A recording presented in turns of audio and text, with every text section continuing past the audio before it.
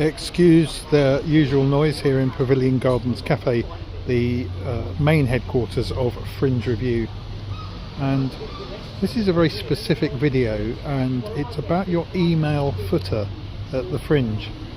So that's the information after you've signed an email, and on the assumption, if you're watching this, that you do your own publicity at the Fringe for your show, this is particularly aimed at you.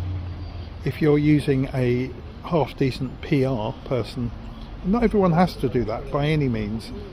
They will already hopefully have done what I'm suggesting here. So you're sending a press release to a critic, to a publication that you are looking to get a review for your show, or you might be sending it to a tour booker, to an agent, anybody that you're hoping is going to come along and watch your work. And to do that, I would say at the Fringe, email footer is absolutely key.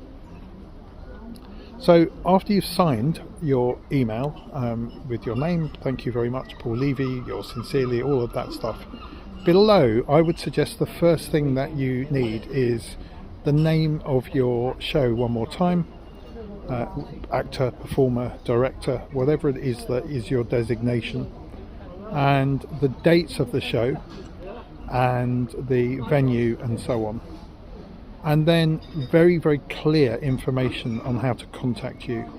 Now, if within the main body of your email you've said if you would like to get a review ticket, this is how you do it, then you don't need that information if you've already included it before you've said best wishes, regards and all of that. But below is a direct contact. Things go very, very busy in the Fringe, and that may well be that what that reviewer, what that person wants to do is just to contact you directly. And if you do have a PR person that you've agreed to do some work, but you're sending the email, then you need that PR contact if that's the person that you need them to contact to sort out a review ticket, for example. And some PR people handle all the review ticketing if it's not done by the venue. So you've got please contact my PR and their mobile number or direct office number, where there's not going to be any difficulty getting through to whoever can organise that ticket.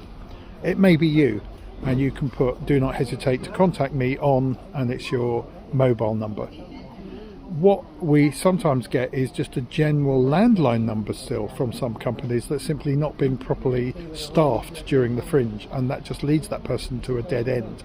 And so if they're trying to book review tickets, they're just going to give up. Now, though you've got your email at the top and somebody can hit reply to that, if there are any other relevant emails, then that would also go there. And so it might be that I'm paul@fringereview.co.uk, but if, for example, they want to contact your company director, then you might put their email. So it's any signposting to the most direct contacts for whatever might be needed.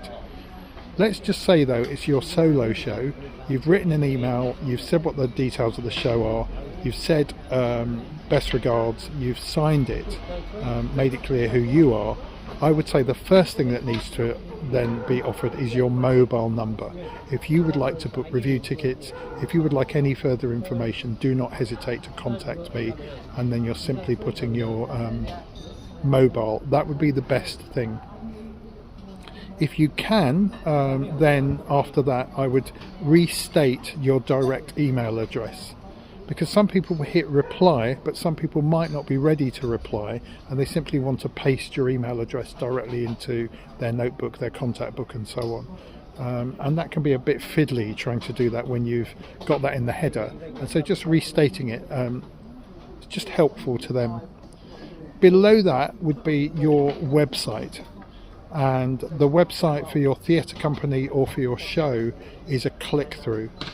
Now, I would suggest if you have got a website that's got lots of other productions, it's going to give background to who your company is, who you are, then you simply have paullevy.com. But also, if there is a particular page for this particular show where high resolution images can be downloaded and so on, I would simply have a second email address that is signposted that says for specific details about my show. Then you'd also repeat that, paullevy.com/Hamlet. then a space, and then any socials. And I would put them in order of which you use most. And I wouldn't put any socials that you happen to have that you're not using during the Fringe, that we're just going to click through to and find that you haven't posted for a year. So some people have preferred ones, but it needs to be the click through to tiktok.com/Paul Levy, Instagram, probably used a lot during the Fringe, Facebook less so, Threads less so, and there are others too that you might want to use.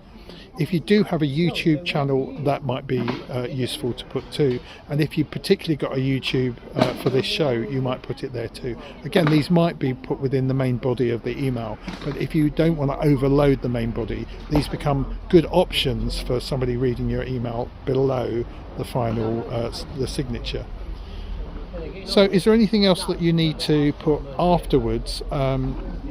And I would suggest not. And sometimes afterwards we see press quotes, we see kind of information that's simply not relevant, and I would not put it afterwards. The email is over when you sign it, and it's simply contact details afterwards, so no images or any of that stuff.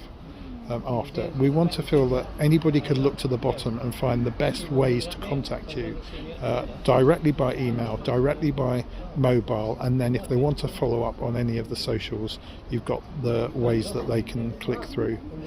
Now I would suggest also, where you can, if any of those are URLs or links, already make them clickable links, so that we haven't got to paste them into browsers. I can click on them and go straight through. So lots and lots of possibility, but I would say stay focused in an email that afterwards that you are putting the main contact details, both in terms of email, phone and your socials. And that way it maximises the chances of people who are very busy to not feel they're struggling to follow up your email with you, but can find just what they need.